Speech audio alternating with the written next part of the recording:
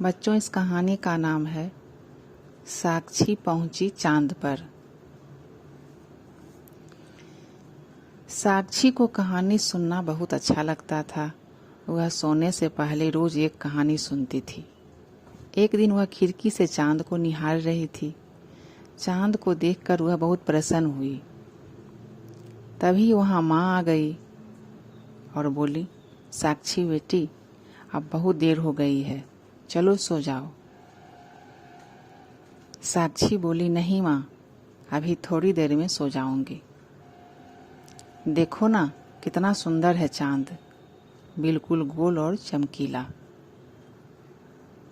माँ बोली, हाँ बेटी, आज पूर्णमासी है, इसलिए तुम्हें चांद गोल रुपहला दिखाई दे रहा है। साक्षी ने कहा, हाँ माँ, आज हमारी कक्षा में भी अध्यापिका ने चांद के बारे में पढ़ाया था, मुझे बहुत मजा आया। माँ, मैं भी चांद पर जाना चाहती हूँ। माँ बोली, हाँ हाँ बेटी, यदि तुम मन लगाकर पढ़ाई करोगी तो अवश्य ही अपने इरादे में सफल हो जाओगी। सच माँ? साक्षी ने उत्साह से पूछा। हाँ हाँ, क्यों नहीं, माँ ने उसके सिर पर प्यार से हाथ फेरते हुए कहा। साक्षी खुशी खुशी माँ की गोद में सिर रखकर लेट गई। उसने बहुत देर तक माँ से चांद और सितारों की कहानी भी सुनी। कहानी सुनते सुनते उसे नींद आ गई और वह सपनों की दुनिया में खो गई। उसके सामने रंगों के दायरे बनने लगे, खूब सारे रंग, लाल, पीले और नीले।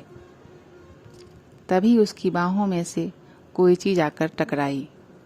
साक्षी ने देखा कि वह एक विशेष पोशाक थी जिसे चंद्र यात्री पहनते हैं। उसने जल्दी से वह पोशाक पहन ली। पास में ही एक चंद्रयान खड़ा था। उसमें से एक सीढ़ी निकली तो साक्षी ने सीढ़ी से उसमें प्रवेश किया। तभी यान में जोर से आवाज हुई, घर घर, और यान चांद की ओर उड़ने लगा। रास्ते में उसने देखा कि चांद बड़ी शान से चमक रहा था। वह अपनी दुधिया चांदनी से धरती पर प्रकाश कर रहा था। साक्षी को चंद्रमा के ठंडे ठंडे प्रकाश में नीले रंग की धरती बहुत खूबसूरत दिखाई दे रही थी। कुछ ही देर में चंद्रयान चंद्रमा पर पहुंच गया। यान के रुकते ही सीढ़ी बाहर निकली। साक्षी सीढ़ी से उतरकर चंद्रमा की सतह पर पहुंच गई। जैसे ही साक्षी ने चंद्रमा की धरती पर कदम रखा तो वह हैरान रह गई। उसने देखा कि वहां तो बिल्कुल अंधेरा है। तभी उसे याद आया कि उसकी विज्ञान अध्यापिका ने बताया था कि चंद्रमा का अपना प्रकाश नहीं है, वह तो सूर्य के प्रकाश से ही चमचमाता है। फिर थोड़ा आगे चली तो वहां बहुत सारे गड्ढे दिखाई दिए। चांद पर ना पेड़ पौधे, ना ही पशु पक्षी। वहां की धरती उबड़ खाबड़ थी। वीरान चांद को देखकर साक्षी आश्चर्यचकित थी। इतने में उसे एक भारी आवाज सुनाई दी। कौन हो तुम? आवाज सुनकर साक्षी डर गई। फिर संभलते हुए बोली, मैं साक्षी हूँ, आप कौन हैं? मैं चंद्रमा हूँ। मुझे देखकर सभी प्रसन्न होते हैं। बच्चे मुझे चंदा मामा कहकर पुकारते हैं। तुम धरती के कौन से भाग से आई हो? क्या तुम मुझे वहां के बारे में बता सकती हो?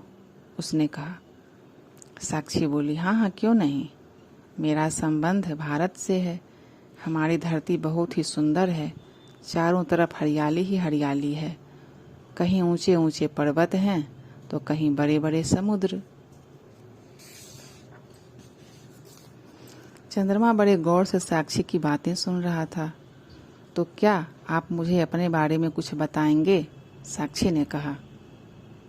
चंद्रमा बोला, मैं एक उपग्रह हूँ और पृथ्वी के चारों ओर चक्कर लगाता हूँ। मेरी दूरी पृथ्वी से लगभग 4 लाख किलोमीटर है, जानती हो? सबसे पहले मेरी धरती पर किसने कदम रखा था? साक्षी ने कहा, नहीं। चंद्रमा ने बताया, सबसे पहले मेरी धरती पर 21 जुलाई 1959 को अमेरिका के नील आर्मस्ट्रॉन्ग, एडविन ऑल्ड्रिन और कॉलिंस ने कदम रखा था। यहाँ से जब उन्होंने पृथ्वी को देखा तो एक खुशी से उछल पड़े। साक्षी बोली, चंदा मामा, यहाँ आकर हर चीज हल्की क्यों हो जाती है? चंद्रमा ने कहा, क्योंकि यहाँ गुरुत्वाकर्षण शक्ति बहुत कम है, जिसके कारण यदि हम किसी को एक हाथ से उठाना चाहें तो आसानी से उठा सकते हैं। साक्षी को चंद्रमा की बातें सुनकर बहुत अच्छा लगा, परंतु अब उसे घर की याद आने लगी। वह यान के पास आई और उसमें बैठ गई। एक जोर से गड़गड़ाहट हुई और साक्षी को झटका लगा। घबराहट में उसकी आंख खुल गई। वह बिस्तर से उठी। अरे, मैं तो सपना देख रही थी। तब तक माँ भी उसके पास आ गई। साक्षी ने अपना सपना माँ को बताया।